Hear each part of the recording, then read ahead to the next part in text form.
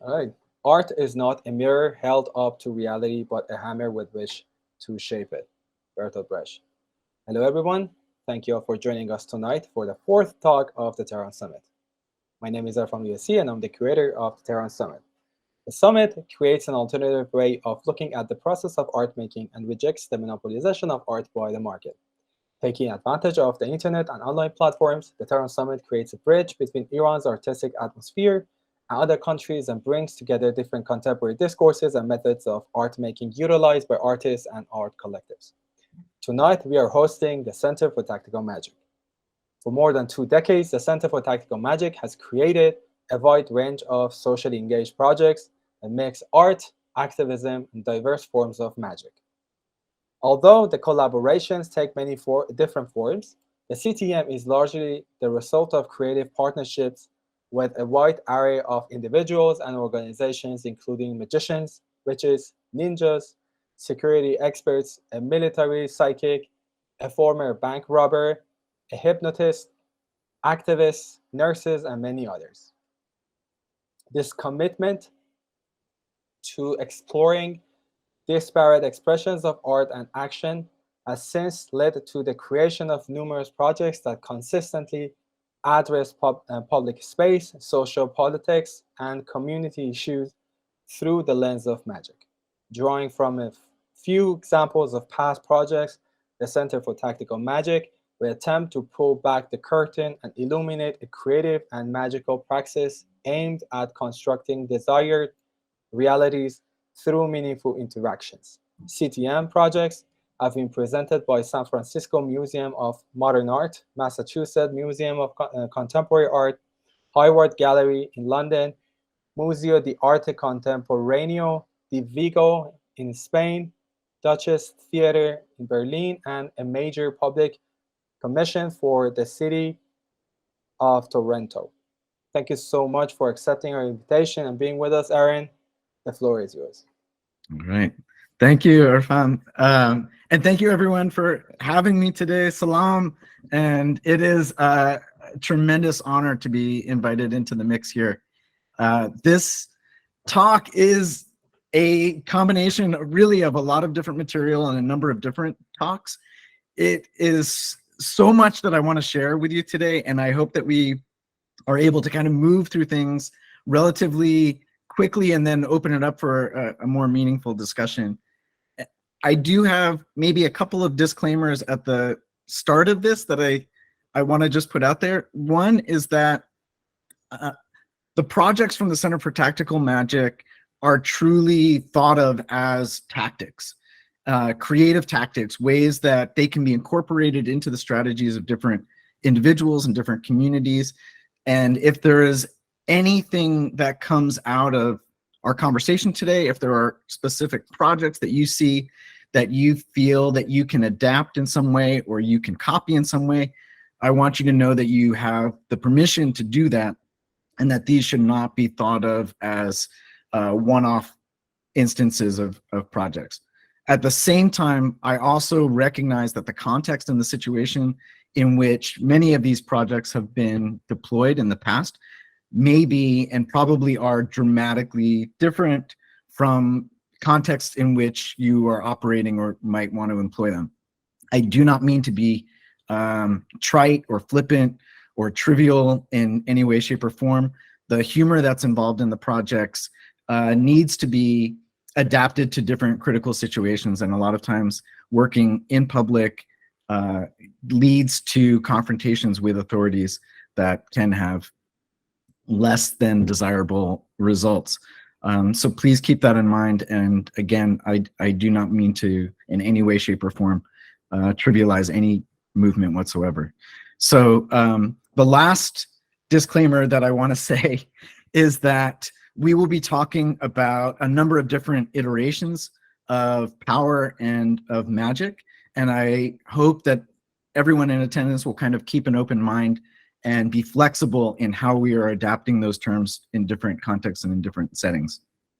For the most part, I will show some projects, but I will also be foregrounding some of those projects with a bit of background and research and theory that, again, I hope will open up the discussion a little bit and we can think about how that might relate to your particular situation. All right, jumping in. As Irfan said in the intro, this is a kind of collaborative authoring strategy. And the Center for Tactical Magic really emerged out of a way of thinking about protest aesthetics and a way of thinking about creative tactics. It came predominantly on the heels of the anti-globalization movement of the late 1990s in the US and abroad, and thinking about what are the different ways in which power gets expressed, either individually or communally or transnationally or nationally, and how is it that activist movements can move past or work in conjunction with older activist strategies and aesthetics. How can we make protest more exciting or less boring or more effective, or think about situating different scales of protests in different contexts?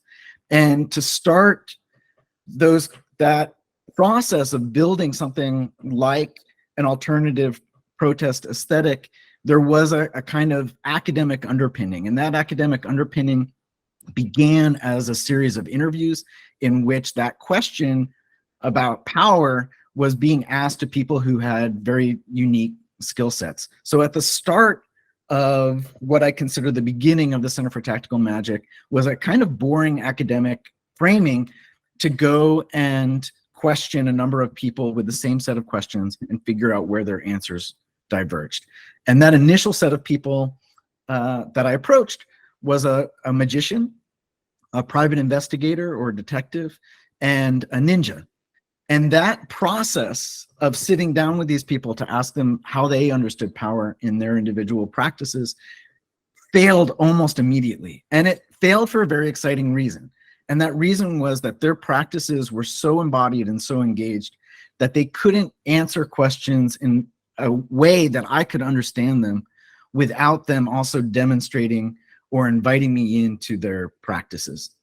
So what began as a kind of rigid, formal, academic, just language-based discourse really merged into kind of a more shared space of like apprenticeship, of training, of working alongside them and figuring out how to extract information based on what it was that they were doing. One of the first realizations that came out of working with those three individuals was that all three of them were using secret pockets in their day-to-day activities. And so, for example, the private investigator had secret pockets for surveillance devices, for recording devices. And the magician had secret pockets for tricks, and the ninja had secret pockets for distraction devices. And for me, and maybe for you as well, sometimes when you engage in a kind of creative practice, you have these moments of synchronicity where the cosmos kind of smiles on you and gives you a sign and says like, hey, pay attention, this thing is happening here. And for me, it was that secret pocket. And I thought at that moment, aha, I've got it. This is the calculus for all understandings of power. Power equals secret pockets. And that may sound kind of trivial at first, but the more you think about it and the more you focus on what a pocket is, it is a way of carving out a space from everything else around it that you can then begin to fill with things that you need.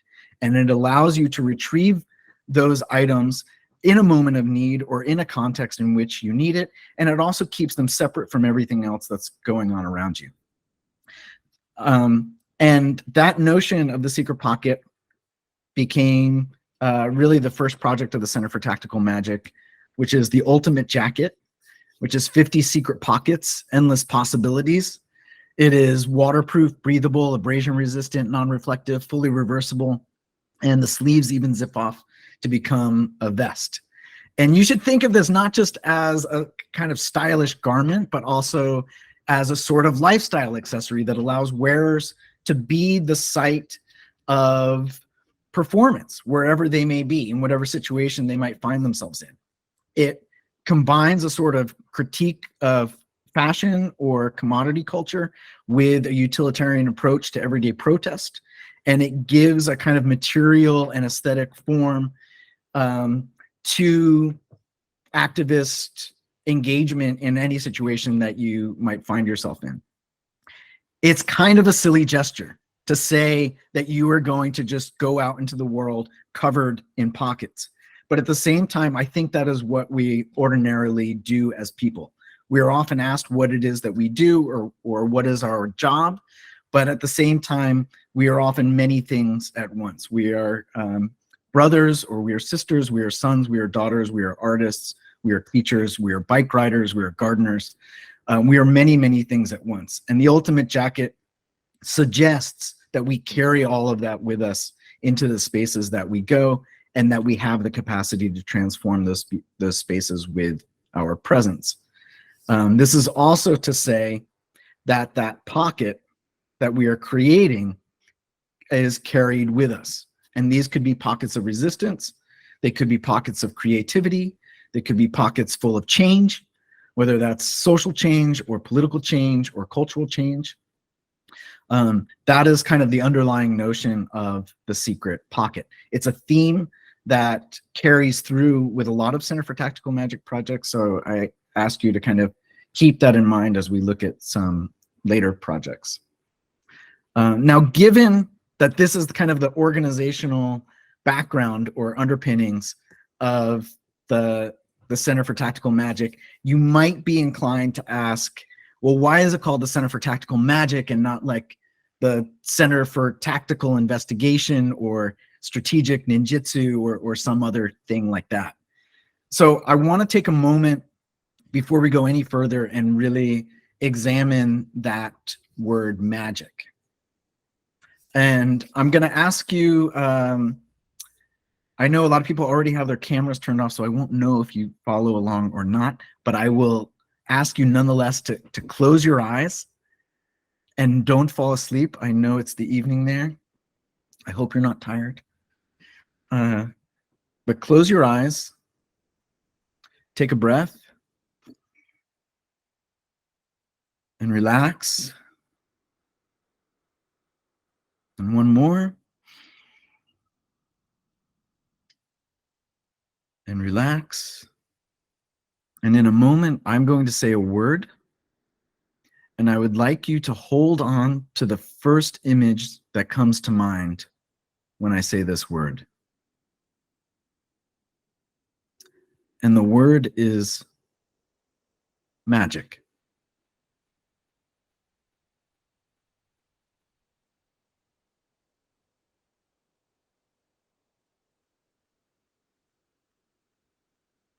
And when you can see it clearly in your mind, I would like you to ask you to go ahead and type it into the chat, whatever it was that you saw.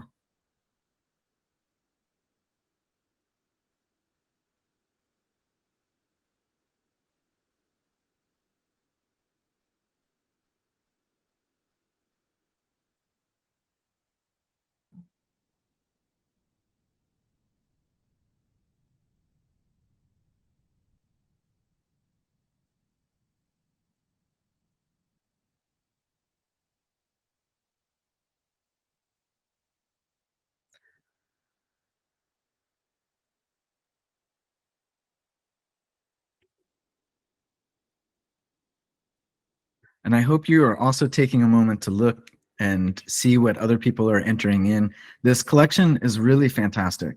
We have a body, a mog, a fish, stars, a cane, a shaman, colors, stars, a hat, firecracker, a cape, a box, light, fairy dust, water, light, standing on a hill looking down to the valley, a magician's top hat, men in black with white gloves, fog and spark, practice, an image of a magic wand. This is magical wood. This is kind of the space that we are in when we use this term magic. And although people readily understand the word magic when they hear it, they also invariably have very, very different notions about what that word means, right? Am I talking about tricks Or am I talking about spells? Am I referring to magicians or witches, mysteries or sparkles? And despite the commonalities, there is a really, really wide variance. It's a word that we use and understand, and yet often fail to understand that your own meaning may differ, sometimes really greatly, from that of others to whom you are speaking. And in this way, it's not altogether dissimilar from art. And while this may lead to some confusion, this is also part of magic's power, to be many things at once. And it's also part of art's power in that way. And indeed, I would suggest that magic is perhaps most recognizable when it kind of inhabits the same space that we are looking at in the chat, which is to say that there is this sphere of contradictions that are based on mysteries and illusions. And it may not be immediately comprehensible. And a good example of this as well is if you walk into a bookstore and you ask for books on magic, the bookseller will often ask you what type of magic. And you will the suggested space is to fall into some sort of dichotomy or binary split between mysticism and the occult and witchcraft, or tricks, illusions, and entertainment. And if you say both, you will get a look of confusion, but it'll also initiate you on a path in which those things might be combined. And that is to suggest that maybe there is a space or a broad spectrum that can be occupied in our thinking about what is magic and why it is relevant to our cultural and social undertakings. Now, when we say mystical tricks, there is a whole other space that we begin to conjure, and we can reflect back on different histories of magic and different expressions of magic in different cultures. One of the oldest examples of that space, of that split that we see an account in which tricks are divided from miracles, is the story of Moses and his magician brother Aaron performing in the court, in front of the court of the Pharaoh, asking for the Hebrew slaves to be freed from Egypt. And what's interesting about this story are a couple of kind of underlying assumptions that happen there. The first is that the Pharaoh, if you are unfamiliar with the story, the Pharaoh asks for proof that that there will be some sort of divine punishment if the slaves are not freed, if liberation doesn't happen. And Aaron steps forward with his staff and he throws it onto the ground and it becomes a serpent. Now, if I had a staff here and I threw it out in front of us and it became a serpent, I think it's fair to say that most people would freak out. It would seem fairly surprising. But as the story is told, the Pharaoh is not altogether surprised. Instead, the Pharaoh kind of claps and calls forth his magicians. And they throw down their staffs and they also become serpents. And then again, as the story is told, the miracle occurs. And that is that Aaron's serpent devours all of the other serpents. And that is seen as some sort of divine providence. Now we have to keep in mind who is telling the story and why the victor may tell it in a particular way. But we also have to look again at some of the underlying assumptions. And one of the big underlying assumptions there, again, is that the Pharaoh, the head of state, has already surrounded themselves with magicians, with individuals that can show power in an illusionistic form, but also who are open to the possibility that magic can take a higher, more spiritual or metaphysical form. And this is an interesting split, and it's also an interesting association between magic and power at the state level. And we see it in other cultures as well. Sun Tzu, writing in The Art of War, talked to great extent about the use of deception in tactical engagement, saying here, all war is deception. Hence, when able to attack, we must seem unable. When we are near, we must make the enemy believe we are far away. And also taking Again, a more philosophical approach stating the supreme art of war is to subdue the enemy without fighting, often through means of trickery or deception or manipulation of psychology in various ways. Now, this opens up this space where we may be inclined to think about magic merely as someone in a top hat performing tricks at a kid's birthday party, or we may think about it in some other dismissive way where we say, oh, that person is doing something that doesn't really exist or doesn't really bring about results. But there is a deeper conversation to be had about the relationship between magic and power. If we look across cultures throughout time and across the globe, we find that that notion of magic exists in all different cultures, often defined in various gradations. And by defining magic in these different ways, we begin to see that it is a sort of process-driven construction of relationships between people and systems, whether those systems are economic or historic or material or environmental. And there is a kind of emergent affinity that begins to appear in a political way. And that is to say that as you move beyond mere representation, the magician and the artist and the political actor are all unified in their attempts to actively manipulate forces or materials to manifest a particular desired outcome. And that outcome could be a painting, that outcome could be an election, it could be a supply chain, it could be social change, or it could be the liberation of a people from underneath an oppressive regime. And I want to give a couple of kind of more contemporary examples of where we see that mix of magic and state power. This is a slide that I did not create. This is a slide that is taken from a formerly classified document that was released by Edward Snowden, the NSA whistleblower who released a trove of documents showing that governments, primarily the US and NATO allies, were actively using the internet in various forms and telecommunications in various forms to spy on people all over the world. In this particular document, one of many that were released, there was a specific discussion on the relationship between magic and power.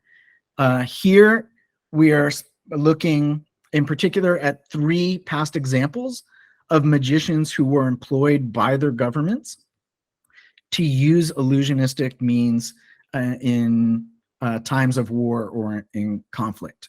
The first was the French magician Robert Houdin, used to fight the Algerians through illusion.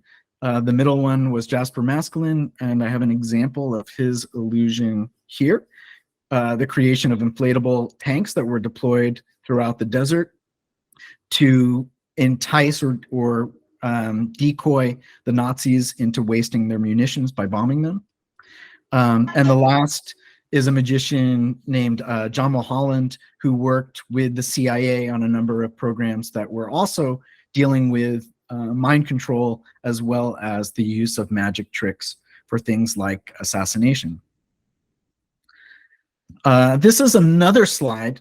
I think it's from the same series, from the same document, in which they claim that the desire of the National Security Agency and the British GCHQ is to build cyber magicians. Now, when a magician performs, and in this sense, I'm talking about a entertainer, when they perform on stage, they are performing a deception. They are lying to you. But this is a consensual lie. When you enter a theater to see a magic show, you know that you will be lied to. And the magician kind of meets you in that process. And they perform a magic trick for your amusement and entertainment. If somebody performs a trick without your consent and without your knowledge, that is not a magic trick. That is a con. That is called con artistry. That is a cheat, a swindle, a hoax, a ruse, a flim-flam, a sham, a scam, a hustle. right? We have lots of words for when we are cheating somebody.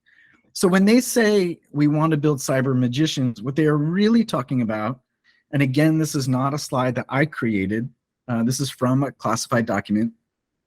What they are specifically talking about is propaganda, deception, mass messaging, pushing stories, alias development, and the use of psychology against you. Psychology which has not evolved much since the time of pharaohs. It also includes computer network attack or disruption, things like masquerades, spoofing, denial of service in a variety of forms. And I point all of this out because when we talk about magic and we talk about it in a way that doesn't address the power of magic beyond trivialities or beyond dismissive tendencies, we do magic a disservice. And we also fail to recognize how magic may be useful in a movement and how magic may be deployed against a movement. This was the goal of one project from the Center for Tactical Magic that I'm not going to go too much into today. This was a magic show, a big stage magic show, in which part of the attempt was to unravel those documents and explain those documents, some of the more technical aspects of how governments are using cell phones or internet or telecommunications against us through magic tricks, and also through ritualized performance art, and through things like heavy metal bands and prizes and all kinds of weird, surreal happenings. That's a lot. So let's take a pause for a second. We can enjoy the magic of this cute kitten, and then we can maybe like relax and move forward into this question of magical art. What does it mean when we think about bringing art and magic together? For the Center for Tactical Magic, the goal is not to create artworks that look like magic or represent magic.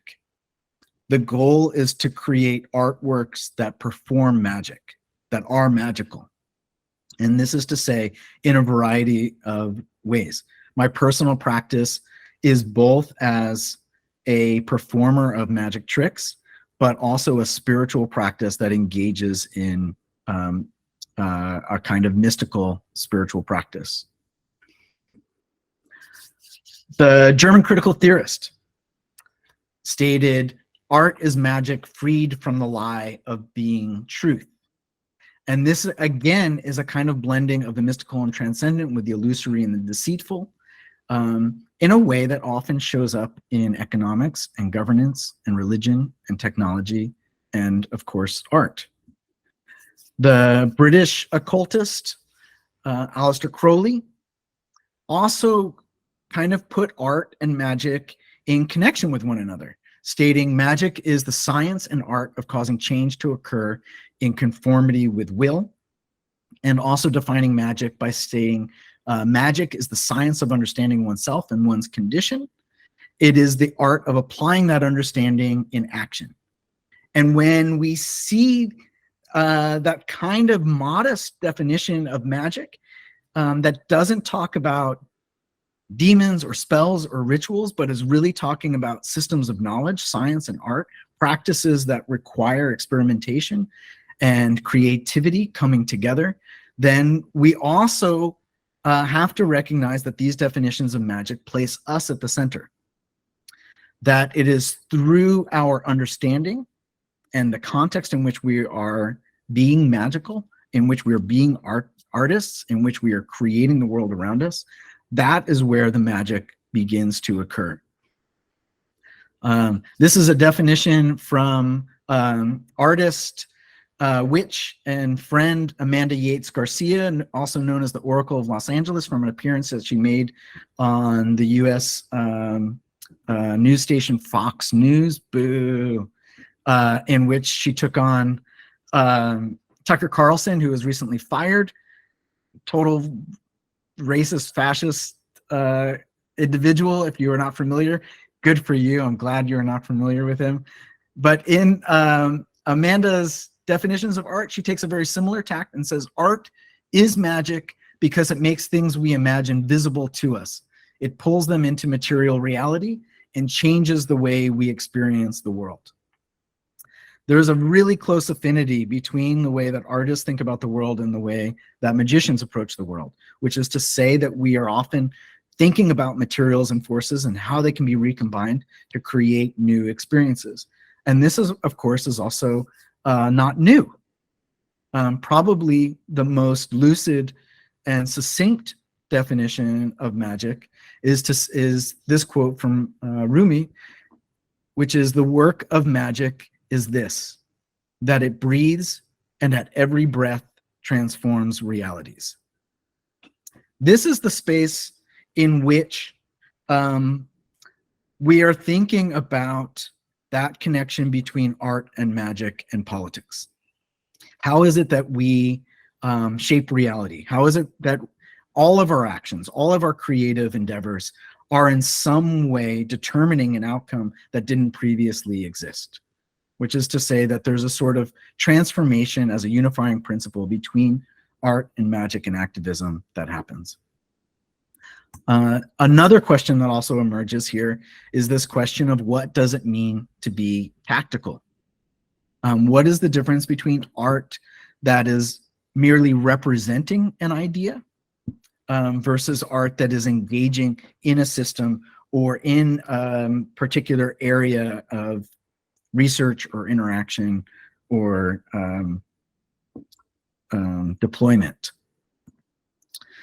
This is a page out of a CIA sabotage manual that was deployed in Nicaragua in the 80s in a Spanish version and presumably in other places as well, to encourage people on the ground to dismantle their own systems of infrastructure. And this particular page I find really compelling because it says blow a fuse by putting a small coin between the light bulb and the socket. This idea that the smallest monetary denomination can wreak greater havoc within a system, I find compelling. The idea that you would also at the same time think that the move would be to turn out the lights, that would be somehow compelling to a system that you are trying to unravel is another kind of critical move within that weird little comic book that comes out of there. In one project from the Center for Tactical Magic that was done just on the, I think this was actually just in the lead up to the US invasion in Iraq. This was a project called Bechtel Predator drones or Bechtel protest drones. And you are looking at a copy of that sabotage manual reprinted and placed on a platform on this remote controlled vehicle alongside information regarding the corporate practices of Bechtel and the problems with corporations that were seeking no bid contracts following the invasion of Iraq. And you are also looking at a CD. Does anybody remember what a CD is? That CD, that particular CD had internet links and instructions for how to download computer viruses. And all of these were placed on this remote controlled vehicle, and this vehicle was then piloted in front of Bechtel's US headquarters in San Francisco. The idea between this collection of materials was that individuals walking past Bechtel could select the brochure and learn more about how corporations were influencing US imperialism abroad. And workers at Bechtel could also learn about what their employer was engaged in. We also made the assumption that some workers might not be sympathetic to the actions of their employer and might find some uses in the information that was on the CD or that was in the sabotage manual. Now, to be clear, in this project, I want to be very, very particular about the way in which the information was presented, that at no time was the information presented, for example, we were not distributing viruses. At the time, distributing information on how someone might access viruses was considered legal in the US, whereas if that CD had just loaded viruses onto the workstations of workers of Bechtel without their knowledge, that would have been a lot of trouble for anybody involved in that particular project. Who those people involved in that project were, to this day, I always wonder.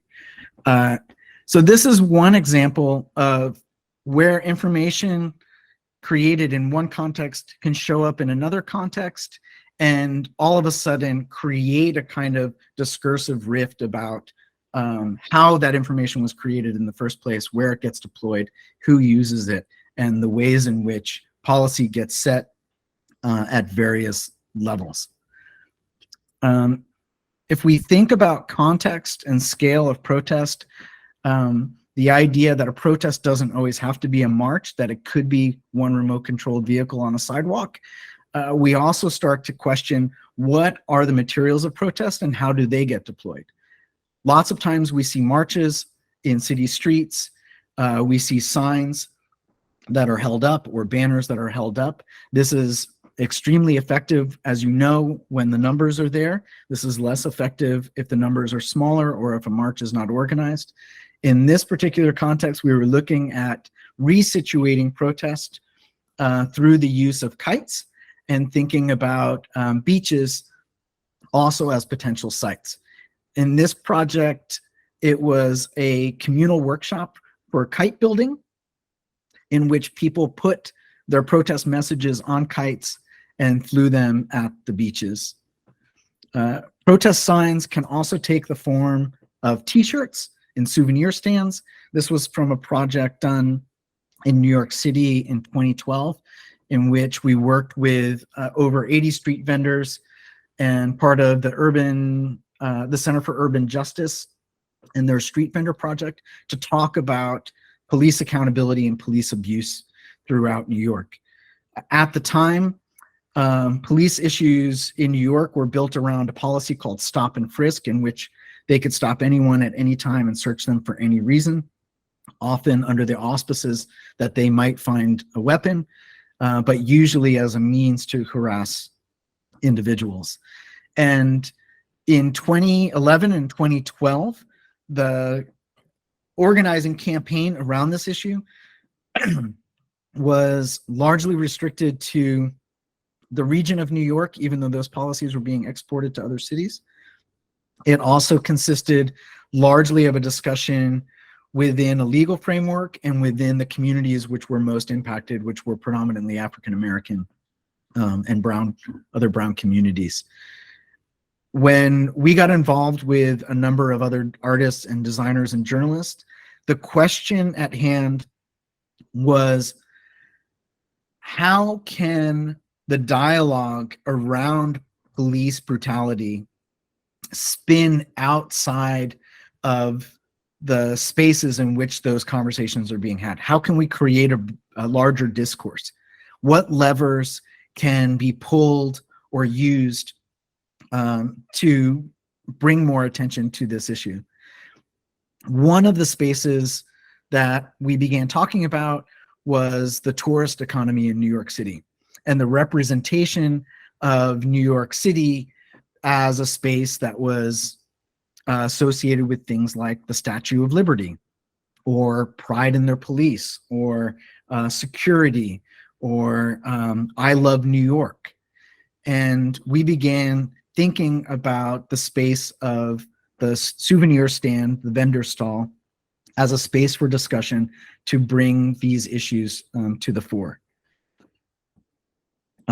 What this looks like As you can see here, for example, you see a lot of New York City branded goods. You see other T-shirts and plates, Statues of Liberty, NYPD, New York Police Department, ephemera, and then this T-shirt that kind of stands out and is maybe a bit confusing to people. That becomes a prop for the vendors themselves to talk about the issue of policing in New York with tourists, and that in turn became a prop for journalists to talk about how the identity of New York was being changed in broader cultural context as a result of draconian policing that was happening. In 2011, you can see some of the numbers associated with how many times people were stopped by police on the streets. Over 500,000 times. That number at the top, 600,000 plus, were totally innocent. This comes from another document where that was the language that they used to mean that those people were not charged with a crime. And they were not convicted with a crime, that they were stopped, they were searched, and they were let go. You can also see the discrepancy in terms of who was stopped as well. In between 2011 and 2014, a lot of things happened. And that movement really grew far and wide. And there were a number of protests that happened in New York and abroad. And there was a lot more attention that was brought to that question of policing through direct protests, but also through legal recourse and also through a lot of creative action. And you can see already that that number goes down from 600,000 people being stopped to 46,000 being stopped. There was also a big political shift that happened as well. And this is not to suggest in any way, shape, or form that it was just our T-shirts that did the job here. This was an effort on a lot of different fronts. One other example of a Center for Tactical Magic project that was happening at this time, also in 2012, was a 3-channel video in which there was footage that was mixing found footage of showing you how to get out of a pair of handcuffs with magicians performing a famous magic trick called the linking rings, in which seemingly solid brass rings are made to pass through each other and come apart.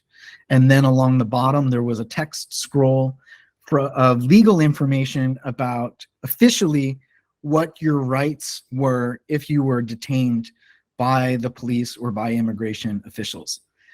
This triptych of these 3 things happening simultaneously are in and of themselves a sort of ritual and also a kind of illusion. It's suggestive that knowing what your rights are or knowing how to get out of a pair of handcuffs is not the same thing as being able to resist against authority that has already decided it will abuse its power. That there is a difference between what happens on the street and what happens in the books of law. And that there has to be a negotiation of all of those forces, that you have to be tricky, that there has to be a way to circumvent the systems that are working against you in the case of police brutality. That video is often shown alongside an installation that takes the form of 2 large linking chain rings. Those rings are made up of something called a universal handcuff key. These keys are keys that, like it sounds, will get you out of almost any pair of handcuffs that are in circulation in the world, with the exception of a few known models. And in this installation, visitors are invited to come in and take a universal handcuff key for their own personal possession.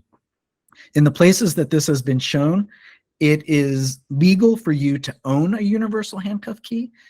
However, it is also probably disconcerting to the authorities to know that there are 5,000 people walking around their city with the means to get out of a pair of handcuffs if a pair should be placed on them. Again, the assertion is not that knowing how to get out of a handcuff is in and of itself going to guarantee your liberation. The assertion rather is to suggest that these systems that we regard as unassailable, that we think of as trapping us and as being inescapable, are actually fragile, that they can be engineered and reverse engineered, that we can think about the art of self-liberation as somebody like Houdini perhaps did, where in escapology is a sort of illusion, that there can be a release from authoritarian control if you can, again, reverse engineer the mechanisms by which handcuffs or prisons come into existence in the first place. So this brings us to another question, which is, what is a magic that doesn't look like magic? Or an art that doesn't look like art? Or politics that doesn't look like politics? We often see that the idea of illusions or discordant or contradictory information invites us to kind of reimagine what is or isn't possible. And a lot of times in those situations, we are confronted with situations where we think things are impossible and things may be extraordinarily difficult. Is there a way in which the way that we approach art or the way that we approach magic, does that allow us a different set of tools for the way that we also approach politics? That's kind of the underlying question there. One project from the Center for Tactical Magic that I think does think about magic in a way that doesn't particularly look like magic is this project called the Tactical Ice Cream Unit. And the Tactical Ice Cream Unit is essentially an ice cream truck, a street vendor ice cream truck that is mixed with like a police command vehicle, but for protesters.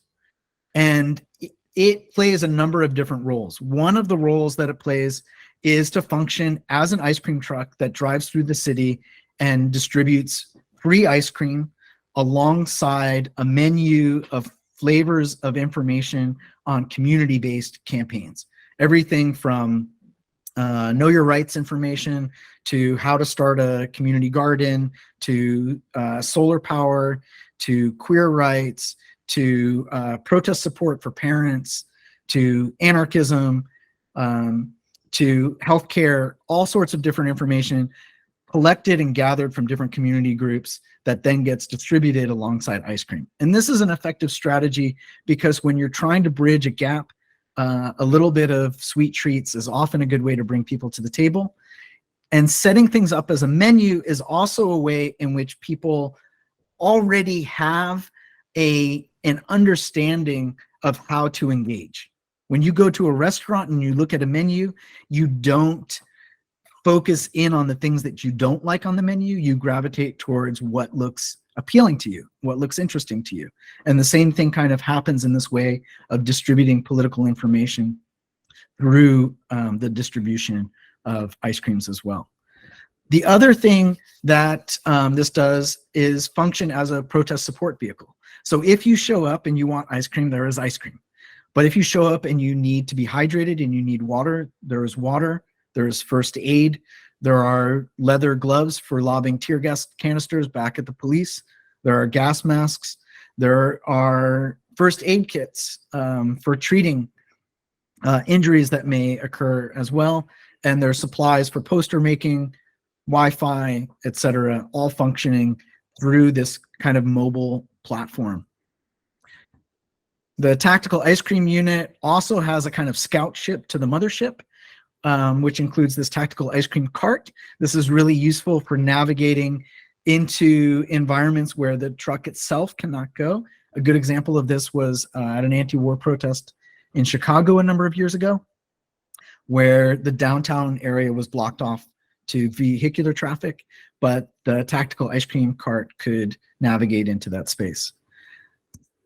And again, the idea of creating a mobile platform that can do protest support and that can occupy different spaces at different times is a kind of secret pocket. This is kind of the ultimate jacket in vehicular form, functioning as a kind of occupation of public space that is also able to move along when authorities come in and say you can't operate here.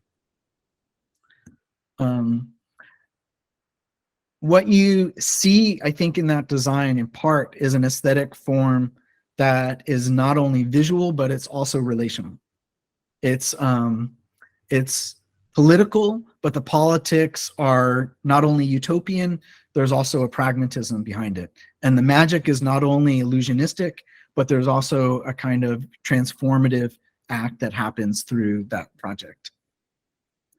I'm going to transition here to one other vehicular project and set this up with two US military, I don't know, systems that they use, where what they are trying to create is not a visual shift, but an audio shift. These are kind of audio tactics that are deployed in different settings. The one on the left is something called a man pack. And the man pack is, this was obviously invented before Bluetooth speakers, but it is a large mobile sound system that is used to create decoy sounds on a battlefield. So for example, the sounds of jeeps or tanks rumbling in the distance to draw enemies to that location and away from where an attack might be happening. The other one on the Jeep there, the Hummer there, is something called a long-range acoustic device, which is often also deployed by US police forces at protests. And it creates very loud, disturbing sound as a way, as a kind of sonic weapon. And those strategies of using other senses other than visuality to create disruptions in a conflict situation were in some ways the inspiration for this project called the Ghost Machine. And the Ghost Machine features elements of a man pack which were purchased off of eBay that are then attached to a Soviet era Jeep and hooked up with the soundtrack from Hollywood movie sound effects reels for ghost sounds and driven to sites that were considered haunted around the city.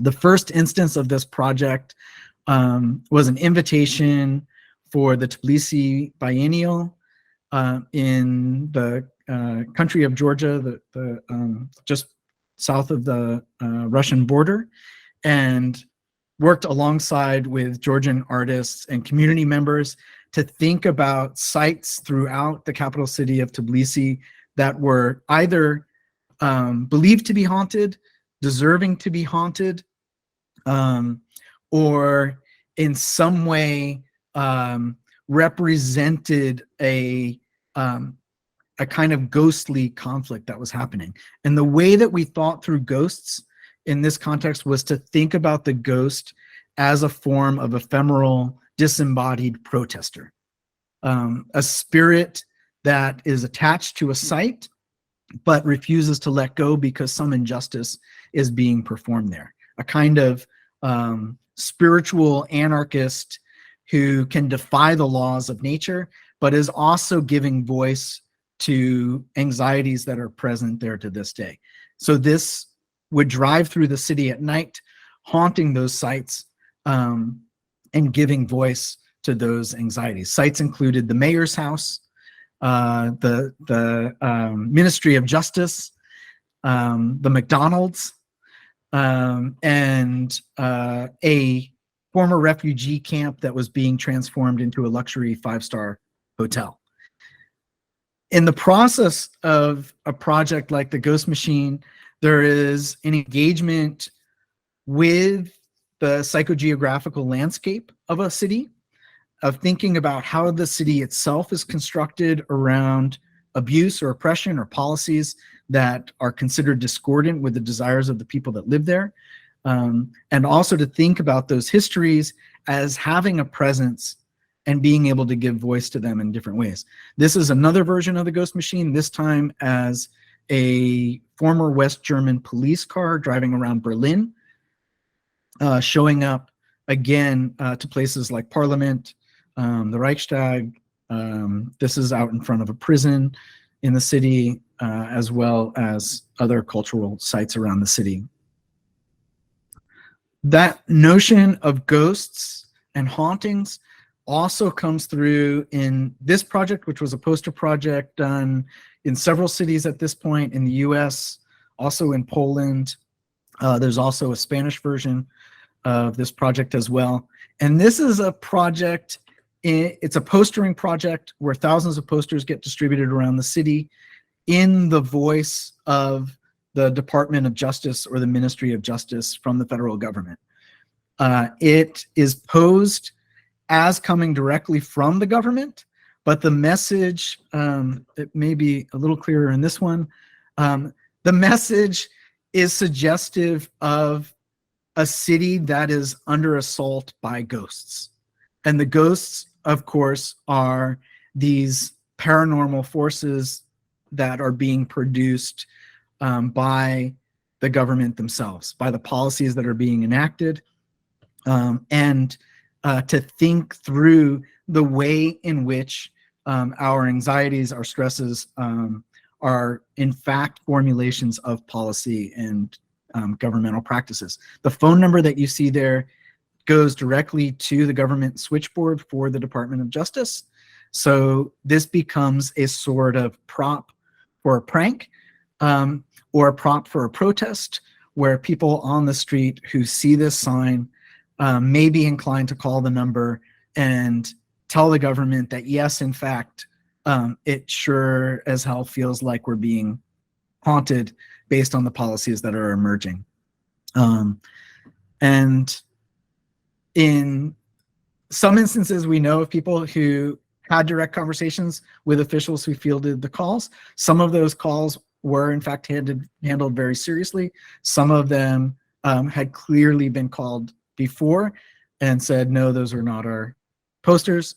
And then it engages a whole other conversation around, they sure look like your posters. And part of that weird, poor, heavy text-based aesthetic, bureaucratic design is also part of the illusion that happens with that project. All of this is to suggest that there is an act that can happen in which, rather than deferring to power, we assume the structures of power, that we become the structures that we want to see, or we become the structures in a way that undermines the authority of those structures. And ask that question, what is the reality that we wish to create? And again, I believe it takes more than wishful thinking, but that magical praxis of combining theories of magic with magical action, I think is part of what we're hoping to work towards. I am going to leave it with this image, and then hopefully we can open it up to some questions and conversation. So please let me know what you have. Actually, I'll end it there because that feels a little better. And I'm gonna stop the share. Amazing. Thank you so much, Aaron. That's amazing. We already have Medico asking questions. Medico, go ahead. Yeah, hello. So thank you very much. I found it really exciting. But I wanted to ask, how do you finance your projects? I mean, Ghost Machine is really magical to me, and I'm so, all right, I need it, but how? Yeah. So Ghost Machine was a really funny one because it was supposed to be a different project. It was supposed to be it was still a sound-based project, but it wasn't actually going to be mounted on that vehicle. And when I flew to Tbilisi, it was like a day and a half to get there, and I showed up and there was this big feast, and not just for me, there was already a whole artist dinner that was happening, and I kind of came right at the very beginning of it, and was exhausted. And the organizer, the curator, said, "Oh, we're so glad you made it. Tell us about this project that you had planned." And I told them about the project, and they said, "Oh, we so wish we could do this project." And I said, what do you mean? I flew all the way over here to do this project. And they said, yes, like, we love the idea for this project, but if you do this project, you become ghost. Like, there's no way that the security forces in Georgia will let you do this project. So then we had to pivot, and we had to think about, well, is there a mobile version that will maybe allow us to navigate this in a different way? And is there a way that we can create it in a different way? That particular project was funded through the biennial, which had some funding. And one of the big ironies of that funding structure was they had received money from the U.S. Embassy to support the biennial, because the U.S. is essentially, and other Western powers at that time were essentially fighting a proxy war with Russia over access to gas, to fuel, to oil. And I did not have any authorization from the U.S. Embassy to do the project, but we decided that we were going to put the funding onto this poster for the project, and that we were going to use some of the funding for the biennial to then buy this this Jeep, which was, I think that Jeep ended up costing us, it was $800, with the agreement that we would sell it back to the previous owner at the end for $400. So that whole project, minus the cost of getting me there, was essentially a $500 project to do. It was relatively cheap in comparison to some other projects, but there was a lot of navigation around how it happened, and deciding that we were going to position the posters to give authority to the project when we didn't actually have the authority to do the project was also a kind of magic trick. So that project got shut down at like 4 a.m. one night, completely surrounded by police who wanted to know what was going on, while we were blaring ghost sounds out of the speakers. And there was a whole negotiation that had to happen that mostly revolved around me playing dumb. Like, what's the problem? Dumb American in a place where I, like, clearly I have permission because there's an official looking poster. And on the poster, it said, "Thanks for support from the U.S. Embassy." So there was a kind of crisis that happened around the way that the authorities were unclear how to confront that project.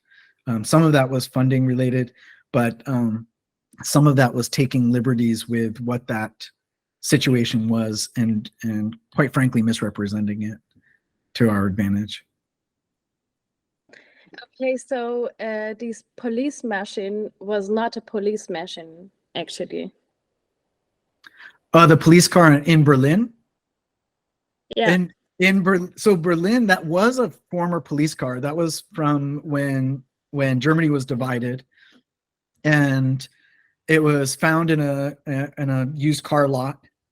That was in collaboration with a German performance group called Geheimagentur, the secret agency, and they purchased the vehicle for the use of that. And that was also part of a larger performance that happened, in which there was a theater performance And at the end of the theater performance, the entire audience also came out into the street, drove through parts of Berlin behind the car, and then ultimately flipped the car.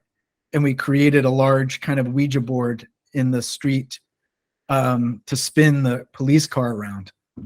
That also brought the police. The police showed up in buses and in SWAT gear and surrounded that event. But the German police had a very different response, which was once they learned that we owned the vehicle and that it was not, in fact, one of their vehicles, they just left. Like at that point for them, it was like, oh, okay, this is, it's your police car, then okay, you can do whatever you want with it. So that was a very bizarre, that was a totally different interaction. Okay, so everything was really magical. Yeah. Okay, thank you. Thanks, Erin. I really like that ice cream truck. I wish we had a couple of those in Tehran. We really needed it, like in the past couple of months. It's, it's interesting. I saw, Michael Rakowitz showed his truck project also. The enemy kitchen, yeah. Yeah. Kind of similar.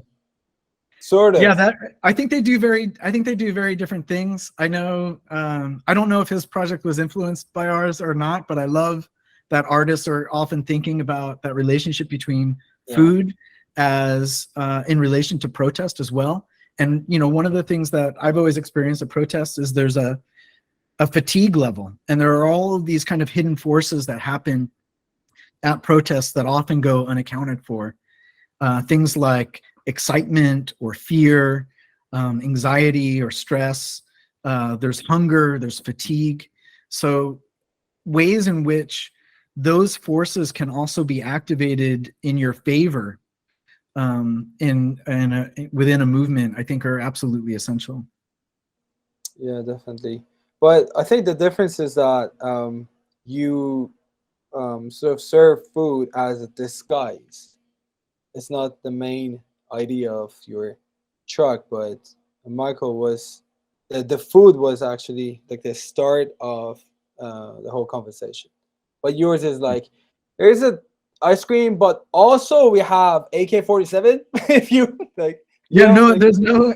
I know, weapons. but I mean, there are some other like options. Yeah, that's interesting. But I'm thinking about like the idea of like magic that you're talking about, and I was wondering if you can see any relations to the idea of the torment. And is there like, because you are working with the city, the space in the city, and that's what makes your art political, because like the government wants to have all the power over the space and the time. That's why like Rancière, I think, calls it the distribution of the sensible, like the ways in which you are only able to see what they want you to see, and not the things that they do not want. But I think like it comes back to the whole idea of like having secret pockets.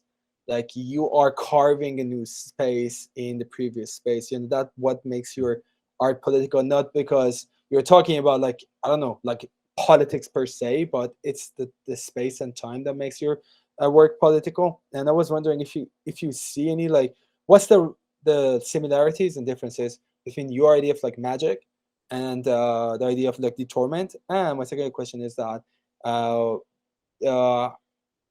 what's the relation between the magic and creating an image of the future, like the relation between magic and the future, because you're sort of bringing out new possibilities, and that's what the future is, like it's something against the witches.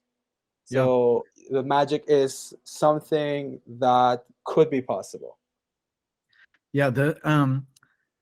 The idea, the notion of détournement, and also Rancière's distribution of the sensible informed the Center for Tactical Magic in a lot of ways. In the case of Rancière, that notion of distribution of the sensible is not just what is allowed to be seen, but also that every gesture produces a a kind of visuality in different ways. And every expression is also essentially political because you are creating a new, a kind of new intervention into a system that previously exists. That notion of what gets seen and what doesn't get seen, and the forms that those take aesthetically, is tied both to politics and art, certainly, but absolutely in the case of magic, regardless of whether or not you're thinking about magic in a mystical sense or magic in the sense of tricks or illusions. One way that performing stage magicians think about their practice, their magical practice, is to divide things into method and effect. And this is different than cause and effect. The method is the way in which a magician creates an illusion. The effect is what the audience experiences, which is to say, like the magic within a magic show. And to have that distinction between what the audience experiences versus the way in which it comes to be, I think also overlaps in a lot of ways with how we create political spaces and how we imagine the role that we play as activists and as artists. We see that in the notion of counterpower by Hart and Negri in Empire, where they talk about creating counter institutions or communities or projects that, rather than trying to be validated within a system of power, are simply deciding that they are going to set the terms for how power exists or how power gets read or how effects come into being. And certainly with a project like the Ghost Poster, that's a very clear act of détournement, where we are simply saying, like, we're going to create something on behalf of a government institution and put it out in the world for people to experience it as part of, as if it came from that institution. And with the recognition that it is not entirely going to bring down that institution. It's not going to completely fix all of the problems, but that there is a kind of subversion that happens when you decide that you can move forward and you can begin to adopt the forms that you want to see existing in the world. And this is, again, you know, Gandhi said it better than I can say it, which is like, be the change that you want to see. Yeah, definitely. Armin, go ahead. Hi, everyone. Hi, Aaron. Thank you Hi, very much Armin. for your concise and very fun talk and presenting us your amazing projects. I'm a bit interested in learning about how your interventions ended up, and learning a bit about what did you learn in the field, actually? How did people react? And I'm also interested to learn a little bit whether you ever had to deal with a bit more orthodox people who thought you're making their protest fun, and how did they react to your interventions? Would be amazing to learn about this part of the experience a little bit. Thank you. Yeah, thank you. That's a great question.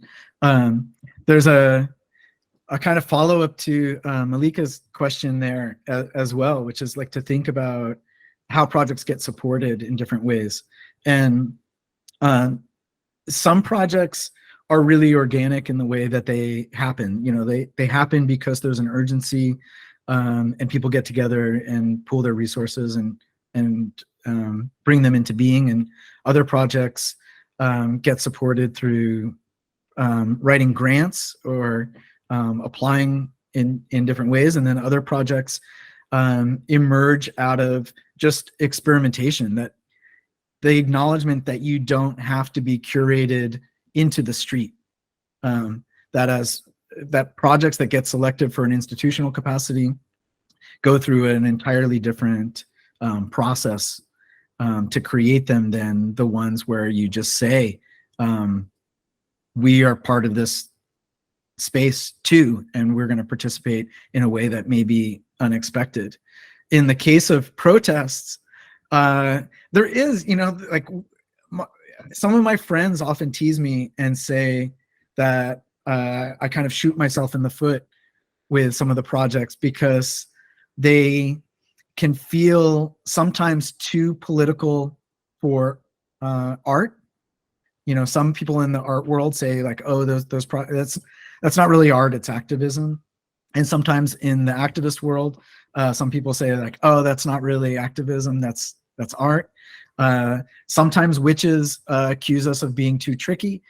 Sometimes magicians accuse us of being too woo or spiritual, right? That they're like, oh, that's not real, you know, which is always a sort of funny accusation that happens. So there are these different orthodoxies that emerge at different times. Certain projects really try to create different points of entry in the projects and different points of access.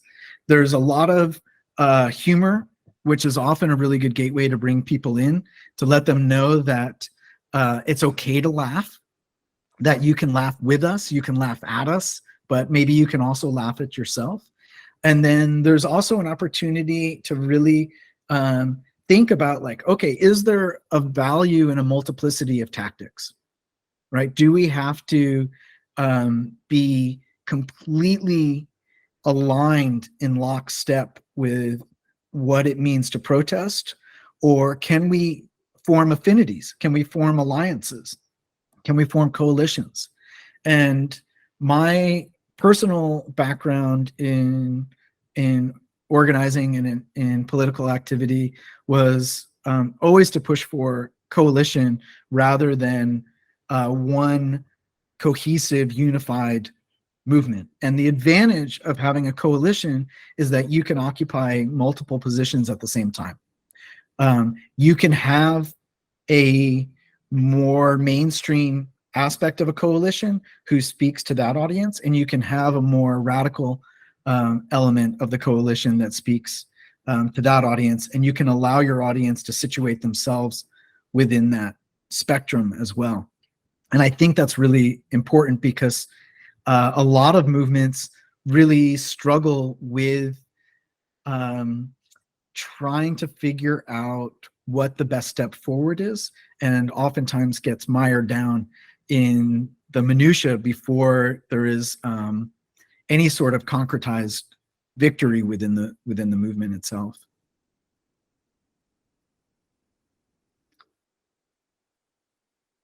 It looks like we have a question in the chat here. Yeah. Actually, Puya was asking about the ice cream truck. Is that an ongoing project? Is it? It ran for serving ice cream. Yeah, it ran for just over like 12 years, 11, 12 years.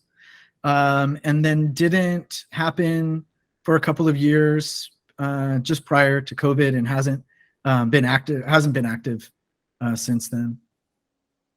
Yeah, okay.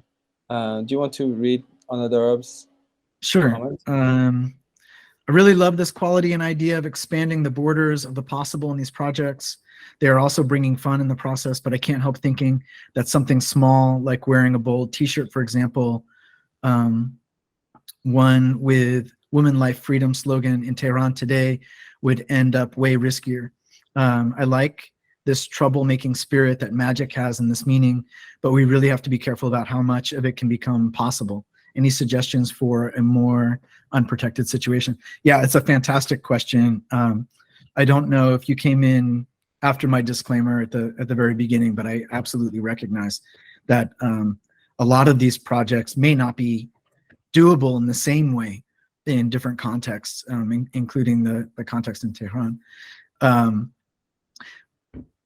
What I often try and point people towards with Center for Tactical Magic projects is to look at the underlying principle within a tactic, not to look at strictly at the form. So not to say you need to go and create a giant ice cream truck. The ice cream truck was funded through a substantial commission from an art space. And that project took a lot of resources to create. But the underlying form of something like the ice cream truck is to look at how do you invite people in who may be outside of your movement? What are the ways to bring people to the table? No pun intended. But how do you get people to sit down and talk about political issues who may be uncomfortable talking about different political issues? And how do you allow them to do it more or less on their own terms, even though you are creating a structure in which those conversations can happen? In the case of the ice cream truck, you don't need a giant ice cream truck. You need a cooler filled with ice cream and a place where people can sit together and then talk about whatever the issues are that are important, to strategize or to convene or to commune. In the case of the T-shirt project, I absolutely agree that in some instances, even just wearing a political slogan on a T-shirt can lead to really dire results. In this case, in that project, the way that we arrived at the T-shirt was thinking about economic levers that could put pressure on the mayor's office in New York, and also to think about ways in which that story of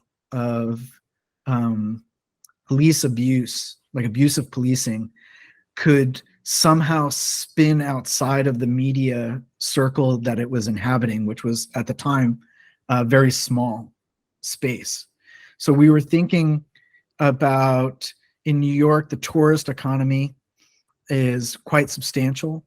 The political power of the mayor is often based on the perception that people have outside of New York of that city. And if that starts to shift, if the conversation about New York becomes less about is this a place we want to visit, and more about, oh, that's the place where police are going to stop you and search you, particularly if your skin is not white, then that becomes a political pressure for the mayor's office to have to contend with. And it also becomes a tool by which the media can start to circulate a story that they may not be able to tell in different ways. So the T-shirt project, when the New York Times ran that story, it didn't run in the political section. It ran in the city beat section, which is kind of like the lifestyle, like what's happening around the city. And that was a way of positioning that issue outside of that context. The T-shirt is really just a prop for the vendors to be able to engage in a political conversation with tourists that they wouldn't otherwise have. And most of the vendors that we were working with were predominantly African-American, predominantly veterans in the region of New York that we were working as well, which was the ferry landing going off to the Statue of Liberty. So there was a site relationship, there was a relationship to the vendor community themselves, and again, the T-shirt just becomes the form in which those things really start to kind of congeal. Yeah. That was maybe a long-winded answer to your question. Sorry if I. Yeah, I think it was great. Much.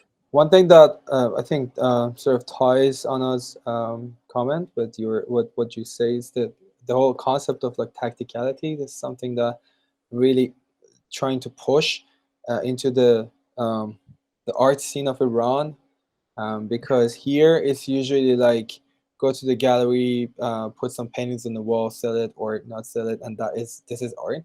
But in terms of like bringing the whole discourse of tacticality, it's all about it's actually like an attack. So you must have a vast knowledge of your context, the technically like geographical context of where you are showing your work, in what cultural context you're showing the world your work, like in what date, even like in what time you are going to do it. It's a day or it's a night. It's actually like an attack, and that's why you're like bringing quotes from like the art of war, because it's an art. It's an art of war, you know.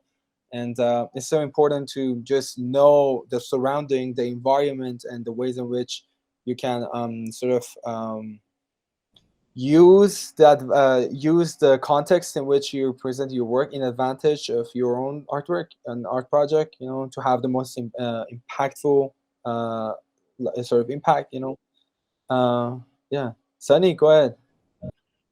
Aaron, that was so wonderful. Thank you so much. I think you're teaching us how to create a new revolution Thank you, Sunny. in a more abstract format. I just think that was great. You know, being Iranian and being very much affected, like everyone else in this group, by what's happening when you're under oppression for over 40-something years.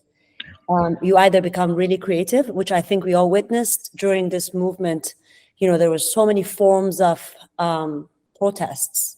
There was so much good visuals that came out, you know. Unfortunately, given the current situations, what the government does cuts the first medium, which you channel through, which is the internet, right? Then it gives our artists more possibilities to think, how do I create site-specific works that doesn't necessarily needs to be on the net, you know? It could affect a small group of community. It could be seen by 5 people. It doesn't necessarily have to be literal, it doesn't need to be in text. It could be a small work on the street. It doesn't have to be the ice cream, you know, kiosk. It could be anything relative, as Erfan said, anything relative to Iran, anything that's site-specific, anything that's cultural, anything that's relevant. So I think what we're going through, not only through a political sort of revolution, but also where although things have slowed down, there is that underlying movement, you know, more subtle in its own way, that's developing slowly.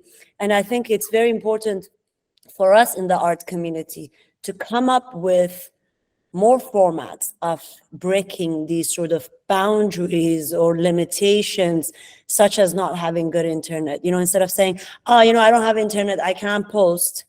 There are multiple ways to be out there, to be talking about and releasing and expressing and showing you know, the message. It doesn't have to be necessarily on a t-shirt. We've done the slogan, you know, and the world knows about the slogan. We don't have to hashtag woman life freedom under every exhibition. You know, it's just unnecessary. What we need to do, it needs to be abstract, it needs to be conceptual. And I think this is what's coming out of the movement now, which is really interesting. And thank you for, you know, your presentations, because it's exactly where we need to go with this. This was wonderful. It just gives us hope that there are more ways that we can fuel this movement. Thank you, Sami. I'm overjoyed to hear that. And you know, my greatest hope for this talk is that there's some small seed that can come out of it, that can plant something and grow into something here. And I think you're absolutely right that the way of sustaining a movement doesn't revolve around the internet entirely, and it also doesn't revolve around the big actions as well. That having a proliferation of small actions, of decentered actions, of things that appear where maybe no one knows who was responsible or who did it. Maybe it's a disruption or a détournement. Maybe there's a trick or an illusion or a spell that emerges, that gets talked about and gets circulated, and that there's a word of mouth where we know that they know, and because they know, they feel even weaker, and that there's a crumbling that happens from within. I think there's a lot of times that when we think about protests and we think about movements, it feels difficult to act individually, and it feels risky to be visible in the ways that we interact. But I think that movements, for them to be successful, also don't always have to produce martyrs, that our friends and our family and our communities can grow together, and that we can protect them in the types of creativity that we create for one another. And that, I think that's where maybe that there are some possibilities here as well. Yeah, I think one of the biggest thing that we keep forgetting is that we're going through a cultural oppression more than anything else. I keep saying it's a cultural terror. You know, there's so much censorship, and you're not allowed to do this. You're not allowed to show this. You're not allowed to send this work out. You're not allowed. So, I mean, I think we just got to come up with more magical way how to create and express. And I think this is what's happening already. So. Yeah, we Thank need secret pockets. Yes, more pockets. Oh yeah. More pockets, more power. Yeah, definitely. Maybe I can pose a question to the group as well. Sure. I'm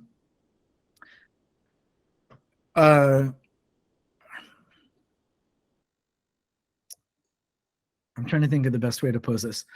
I'm gonna pose it through an anecdote or through a historical reference point.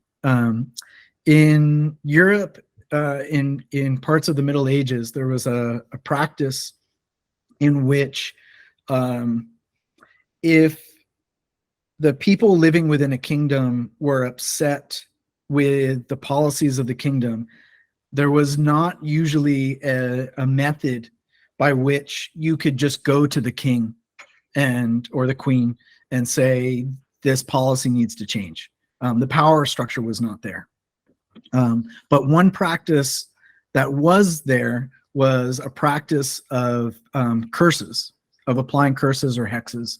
And one method for doing this was to create a visual form, either through something written on a piece of parchment or leather or wood, or created through a small sculpture like a doll, and then placed in relation to the property of the kingdom.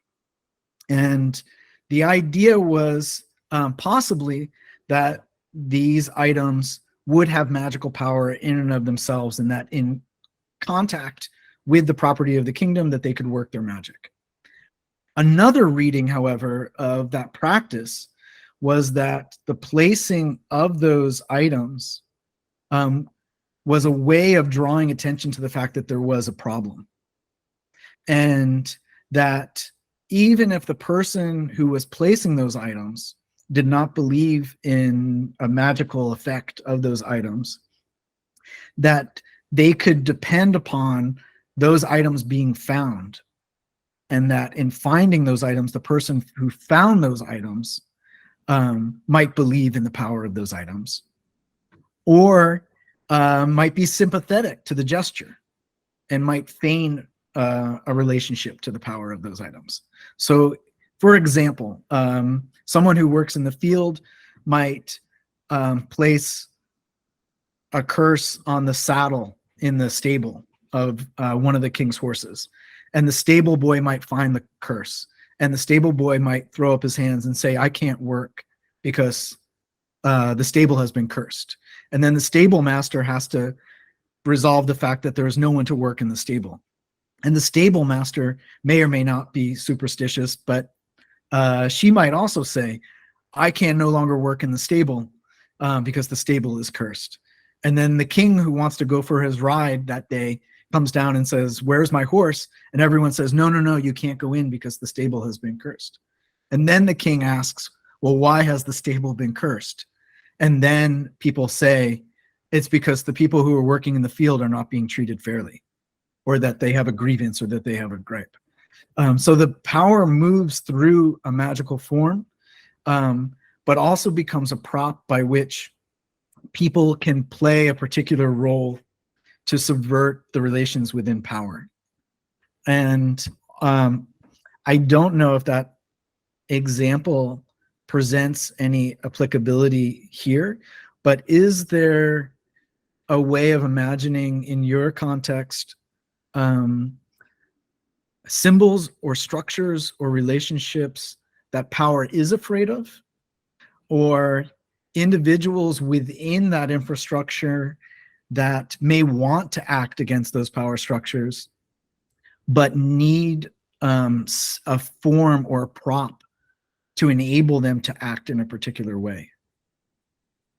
Does that question make sense? Yeah, I think one of the most like evident things that we see every day in Tehran is the fact that women are not following the mandatory hijab rules. They are wearing whatever they want, and that is the curse for the government. You know, they're showing that this is we're not going back, and that's one of the slogans of we are not. There is no turning point. Like we are just heading forward. And they're playing in the field of the enemy. You know, just go like walking around the city not wearing what they were told to wear. They have been told to wear for 40 years.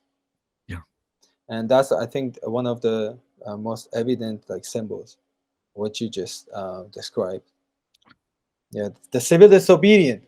That's Absolutely. that's civil disobedience, right? Nasrin, go ahead. Hello there. So I wanted to add, like any form of civil disobedience can be a symbol to like fight against this oppression, but also I believe that street art and graffiti, especially nowadays in Iran, can be act as a very powerful symbol and tool, because also like street art can act as a mass media nowadays, especially when the internet is shut down in like many areas in Iran. So it can be used as a mass media to actually like just exchange the news between people, and it can act as symbols to as a symbol actually of reclaiming the streets, if that makes sense. So it can also be considered as a kind of doing magic, maybe, because it's just like paintings and slogans, you know, it's just graffiti.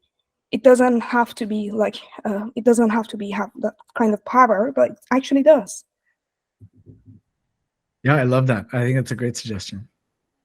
Yeah, and as I said, and every day start with fear, not wearing a hijab, end up with pleasure. Like, yes, I did what I wanted. Yeah. Great. Does anyone any questions? I mean, we've been sending bad omens to these guys for the past 40-something years. It's been in our prayers every single day, like literally. Every Iranian mother from morning to night, that's all they do, sending bad prayers and wishes upon them. I'm not sure if the bad voodoo, it's big in Iranian culture, or it is in the Islamic culture, I guess. Am I right, Irfan? Yeah. Dua. It's very that prayer. Yeah. Yeah. So and hope it works one day. Oh, well, it didn't work for us. This is probably why we're like, you know, there's a little bit of detachment from the religion. Yeah. Given that it's the main tool that's used to create sort of this theocracy that's been happening. But it's an interesting point, because one of the things that the slogans, not to get too political, but one of the things that was really the chants was like this sense of unity, you know, like that we're together. And when you're together, when you're chanting together, you're already sending off some sort of energy, you know. And it was the first time I think there was this sense of togetherness, this collectiveness, because unfortunately or fortunately, not to diss my own people, but Iranians are not very much together, you know, and hence the reason why we're in such big, deep shit that we are in now. Yeah, so one of the things that was constantly people were chanting was like, "Hamon ma ba ham hastim, ma hame ba ham hastim." So it was like, we're all together in this. And this was the main chant, you know, and as you say, you know, chanting has energy, and energy has consequences. Yeah, absolutely. I think, you know, the exciting thing about large protests is that you feel that energy, and you feel like you're not alone, and there is a power in that. And thinking through different forms of protest, different protest tactics, can also unleash different types of energy. I'm a big believer that you know, prayers and wishes and spells are useful in and of themselves, but they're also not the stopping point, right? And that what I find, you know, in the example that I gave, there has to be a positionality to a wish or a prayer or a curse, that it's not enough to do the cursing in your own home, but it has to, you know, going back to the distribution of the sensible, it has to appear in a particular way at a particular point in time, for somebody else to then question it or to react against it, or to feel compromised or vulnerable in relation to it. So there's a sense that the activation of the spell can take many, many different forms. And that form doesn't always have to look like a spell either. It can look like a t-shirt, or it can look like an ice cream. Definitely. Guys, do you have any questions? If not, can wrap up the talk. All right. Thank you, Aaron. Thanks for your magical lecture. All right. Thank you, everyone. Yeah, definitely. Thank you so much for sharing your time with us. It was amazing. All right. Well, please reach out if other questions emerge, and if there's any way that I can be of help, I'm more than happy to. So thank you so much, man. Yeah, absolutely. Thank you so much. Yeah, Bye-bye. thank you. It was really joyful. Thank you very much. Thanks, Anna. Bye-bye. Bye.